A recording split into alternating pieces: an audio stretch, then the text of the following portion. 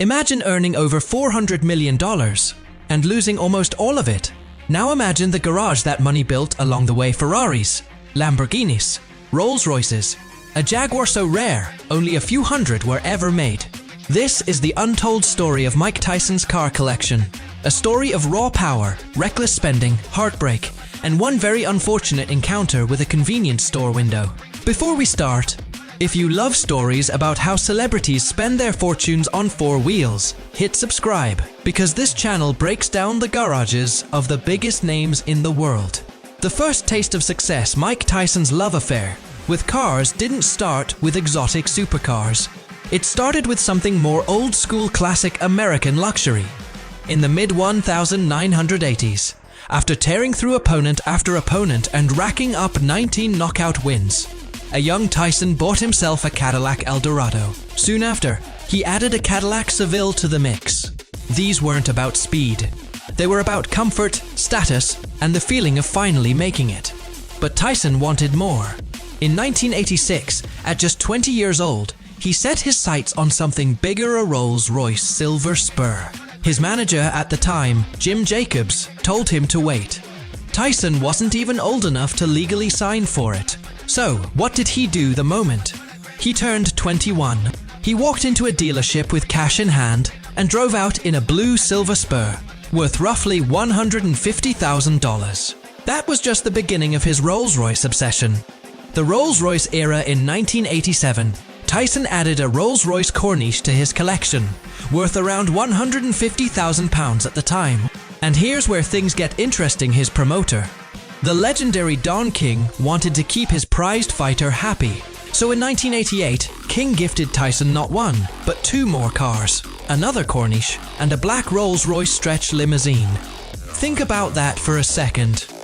By the age of 22, Mike Tyson had four Rolls-Royces sitting in his garage, collectively worth well over $500,000, and he hadn't even touched the prime years of his career yet. Fame, friendship, and fast cars as the 80s rolled into the 90s. Tyson's world expanded. He wasn't just a boxer anymore. He was a global superstar rubbing shoulders with musicians, actors, and moguls. One of those new friends was none other than Tupac Shakur. Tupac reportedly owned a white Mercedes-Benz 560L, and it clearly made an impression because Tyson went out and bought his own 1989 model in the same color. It became one of his favorite cars. Then came 1990, the year that shocked the boxing world. Tyson suffered a stunning upset loss to James "Buster" Douglas in Japan, ending his undefeated streak. How did he cope?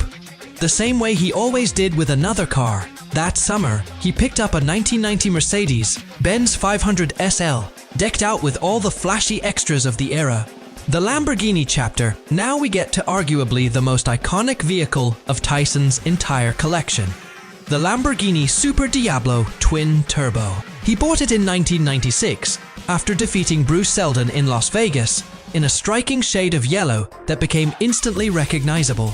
This wasn't just any Diablo, it was one of only a handful of Super Diablo twin turbos ever built, making it one of the rarest cars he ever owned. Tragically, that same year, Tupac was killed in a drive-by shooting. Once again, Tyson processed the loss, the only way he knew how, through his garage. But the Lamborghinis didn't stop there. Years earlier, at just 21, Tyson had crossed paths with billionaire publisher Malcolm Forbes, who pulled up in a green Lamborghini LM00, a rugged, military-inspired SUV nicknamed the Rambo Lambo. Tyson was mesmerized. He later admitted that from that moment he knew he had to own one. And he did. The LM00 put him in exclusive company. Other owners included Sylvester Stallone and Tina Turner. Bankruptcy and the end of an era by 2003. After years of extravagant spending on cars, mansions, exotic pets, and an extravagant lifestyle that most people can't even imagine, Mike Tyson filed for bankruptcy. He was reportedly around $23 million in debt, despite having earned an estimated $400 million over the course of his career. To pay down that debt, Tyson had no choice but to sell off much of the collection he had spent nearly 2 decades building. Car after car went under the hammer. The very vehicles that once symbolized his rise to the top of the boxing world became the tools used to dig him out of financial ruin. It's one of the most sobering lessons in celebrity car collecting history, a reminder of just how fast fortunes can be built and how much faster they can disappear. Here's the twist: Mike Tyson never actually gave up on his love for cars. Even now, decades later, he still keeps a taste for luxury. Reports and sightings suggest he currently rides in a Rolls-Royce Cullinan SUV, along with a Ghost and a Phantom. He's also been spotted in a Mercedes, AMG G63, and a Cadillac Escalade. The difference this time: he's older, wiser, and by most accounts far more careful with his money than the young record-breaking champion, who once had 4 Rolls-Royces before he could legally rent a car. From Cadillacs to Ferraris, from Rolls-Royces gifted by his own promoter, to a supercar crash that became boxing folklore, Mike Tyson's car collection tells the story of a man who lived life at full throttle, both inside the ring and out of it. If you enjoyed this deep dive into Iron Mike's garage, let us know in the comments which car surprised you the most. And don't forget to subscribe for more untold stories from the world's most extravagant celebrity car collections.